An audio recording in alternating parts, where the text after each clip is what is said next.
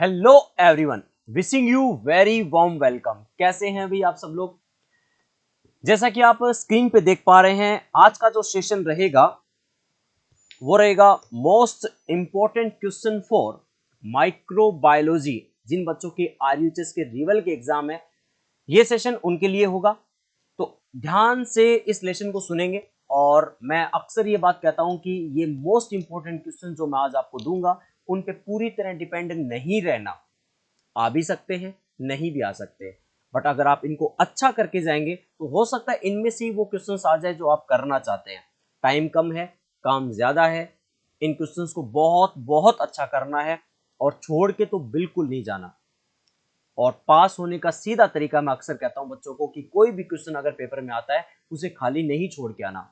आपका माइक्रोबायोलॉजी का पेपर है, मैं क्वेश्चंस को स्टार्ट करता हूं बिना कोई देरी किए हुए। ध्यान से सुनेंगे। कुछ शॉर्ट नोट्स मैंने रखे हैं आप लोगों के लिए, तो हो सकता है आपको एग्जाम में ये सब देखने को मिले।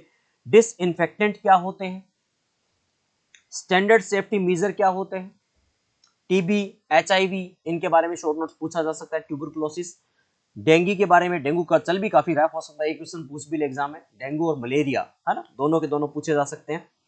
विडाल, एलाइजा और वीडीआरएल टेस्ट, इन तीनों में से कोई ना कोई एक हर साल आता है, तो आप तीनों बेहतर करके जाएंगे। शायद हो सकता है कि एक आपको मिल जाए वहां पे। एक्टिव और पैसिव इम्यूनिटी क्या होती है, इम्यूनिटी पे क्वेश्चन आपके एनाटॉमी के अंदर भी आया था और यहाँ पे भी आ सकता है। एक्टिव और पैसिव इम्यूनिटी, इम्यूनिटी से रिगार्डिंग एक इम्यूनाइजेशन शेड्यूल भी होता है, वो भी क्या आपका पूछा जा सकता है। लाइव एंड किल्ड वैक्सीन क्या होता है। ऑटोक्लेव, ये इंपॉर्टेंट बनता है, ऑटोक्लेव क्या होता है, शॉर्ट नोट्स आपको पता होना चाहिए।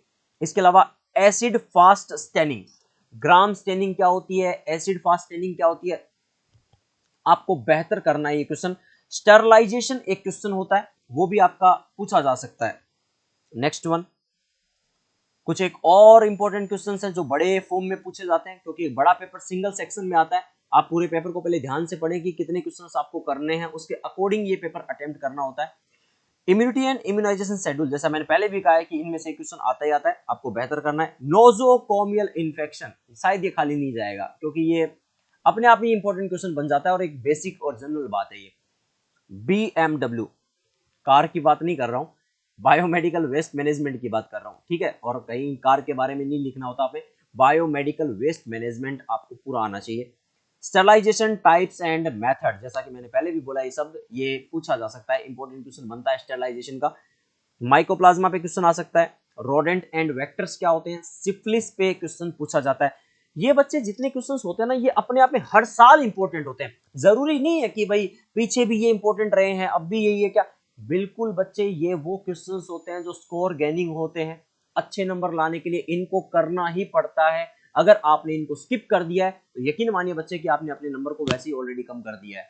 और ये वैसे भी आपका रिवेल का एग्जाम है, तो अपने आप में इंपॉर्टेंट क्वेश्चन है, सारे पढ़ के जाएंगे, बहुत अच्छा करके जाएंगे। और तो आपने तैयारी कर भी ली होगी, पर ये क्वेश्चन जब आप करने बैठेंगे तो आपका कॉन्फिडेंस लेवल वैसे ही बूस्टअप होने वाला है, वैसे ही हाई रहने वाला है। ज्यादातर मैं जो इस चैनल पे क्वेश्चंस बताता हूँ 90% से अबव आता ही आता है। ये हमारा विश्वास और उम्मीदें हैं, उस उम्मीद के साथ हम आपको डिलीवर भी करते हैं। पर अगर आप सेम टाइम पे 1-2 दिन पहले पढ़ के जाते हैं, 3 दिन पहले पढ़ के जाते हैं, तो आपको बहुत बहुत ज्यादा पढ़ना होता है, क्योंकि आपने पहले कभी पढ़ाई नहीं की होती होगी, या आपने पहले अगर पढ़ा भी है तो अच्छे से नहीं पढ़ा होगा। मैं फिर रिपीट करता हूँ बच्चे, बैक लगने के कारण सिर्फ इतने होते हैं कि आपका क्वेश्चन छूट जाता है, आप उसे छोड़ के आ जाते हैं, कुछ अच्छा नहीं लिख के आते हैं। सारे अटेम्प्ट करने हैं और इन क्वेश्चंस को बहुत बहुत बढ़िया तैयार करके जाना है, ठीक है। इस सेशन के साथ टेक केयर। बिना कोई टाइम वेस्ट किए मैंने फटाफट आपके क्वेश्चंस बता दिए, ताकि आपका कोई टाइम वेस्ट ना हो। और आपके जितने दोस्त हैं, जितने फ्रेंड्स हैं जिनको बैक लगी है, जो जानना चाहते हैं कि माइक्रोबायोलॉजी के इंपॉर्टेंट क्वेश्चंस क्या हो सकते हैं, ये बन सकते हैं। फिर रिपीट करूंगा, डिपेंड नहीं रहना। आ सकते हैं तो आप बहुत अच्छे स्कोर से पास हो भी जाएंगे। Take care, all the best.